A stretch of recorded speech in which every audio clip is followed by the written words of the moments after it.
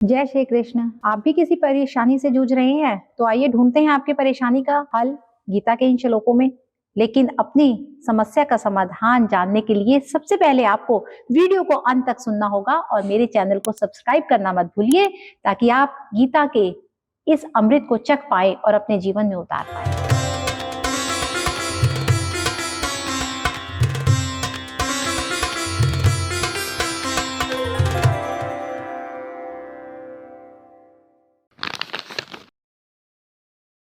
दैवमेवा परियज्ञं योगिनः पर्युपासते ब्रह्माग्नाव परियज्ञं यज्ञेनैवोपरिहरति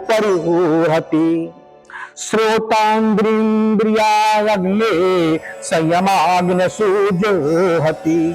शब्दादीन् विषयानन्य इन्द्रियाग्रसूजुहति।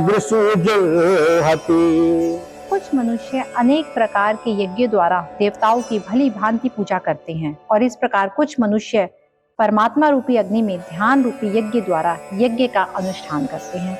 कुछ मनुष्य सभी ज्ञान इंद्रियों के विषयों को संयम रूपी अग्नि में हवन करते हैं और कुछ मनुष्य इंद्रियों के विषयों को इंद्रिय रूपी अग्नि में हवन करते हैं। तो अब कुछ तो पूजा कर रहे हैं, अर्चना कर रहे हैं, कुछ इच्छा प्राप्ति के लिए, यानी हमें कुछ चाहिए इसलिए प्रभु की पूजा अर्चना की जा रही है, प्रभु के मंत्रोच्चारण किए जा रहे हैं। और कुछ मनुष्य परमात्मा रूपी अग्नि में ध्यान रूपी यज्ञ द्वारा यज्ञ का अनुष्ठान करते हैं, यानी ध्यान लगाते हैं केवल और केवल ईश्वर चाहिए।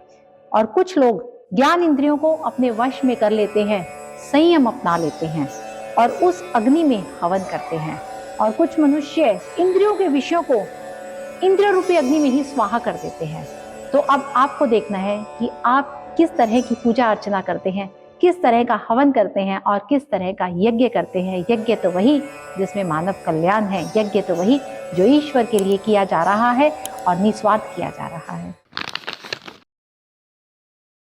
सर्वाणि इंद्रिय कर्माणि प्राण कर्मणि चापरे आत्म संयम योगाग्नौ जुर्हति ज्ञान दीपिते द्रव्य यज्ञा स्थितो यज्ञा योग यज्ञा स्थिता परे स्वाध्याय यज्ञनश्चाज्ञा यत्तं संसित व्रतः।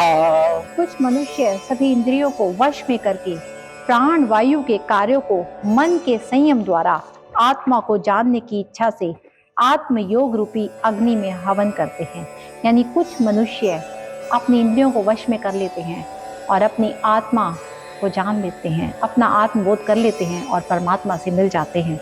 और कुछ मनुष्य धन संपत्ति का दान करते हैं, वो पहले पाप करते हैं फिर दान करते हैं। कुछ मनुष्य तपस्या द्वारा और कुछ मनुष्य अष्टांग योग के अभ्यास द्वारा यज्ञ करते हैं। यज्ञ करने का तरीका अलग अलग हो सकता है, लेकिन हमारा लक्ष्य एक ही होना चाहिए, प्रभु की प्राप्ति।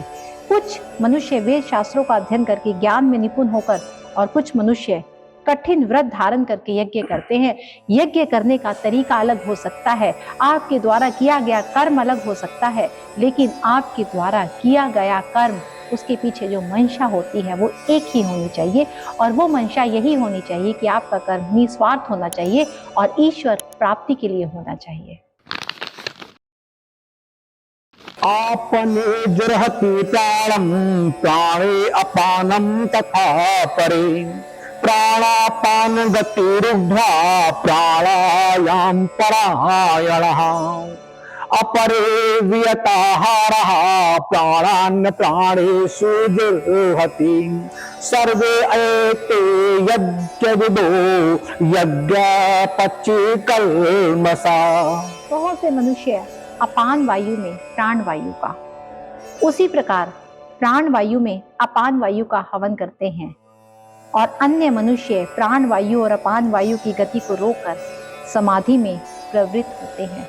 यानी आप जो योग करते हैं, इनहेल एक्सहेल करते हैं, प्राणायाम करते हैं, वायु को नियंत्रित करके आप समाधि में लीन हो जाते हैं, तो वहां भी आप ईश्वर तक पहुंच जाते हैं। लेकिन इन सब के पीछे मंशा तो ईश्वर प्राप्ति की ही होनी चाहिए। और कुछ मनुष्य भोजन को कम करके प्राण वायु में ही हवन किया करते हैं। हमारा जो ये शरीर चल रहा है, हमारी जो ये श्वास चल रही है, वो वायु से ही चल रही है। तो ये सारी जो प्राण वायु है, इसी से आपके भीतर श्वास चल रहे हैं। जो इन पर नियंत्रण कर सकता है वो ईश्वर तक पहुंच सकता है, वो भी यज्ञ कर रहा है ईश्वर प्राप्ति के लिए। तो ये सभी यज्ञ करने वाले यज्ञों का अर्थ जानने के कारण सभी पाप कर्मों से मुक्त हो जाते हैं।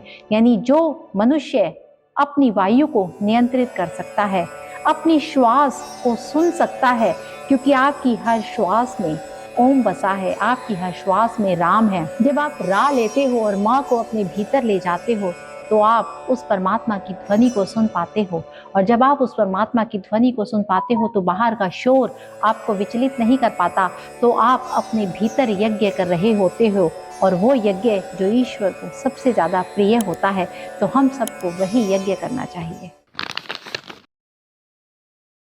यज्ञ सृष्टामृत भुजो यान्ति ब्रह्म सनातनम नायम लोको अयस्त सज्ञ कुतो अयंतो पुरुषोत्तम एवं बहुविद्या यज्ञा वितता ब्रह्मणो मुखे कर्मा जान सिद्धि तानन सर्वानेव यागत्या विमोच्यसे।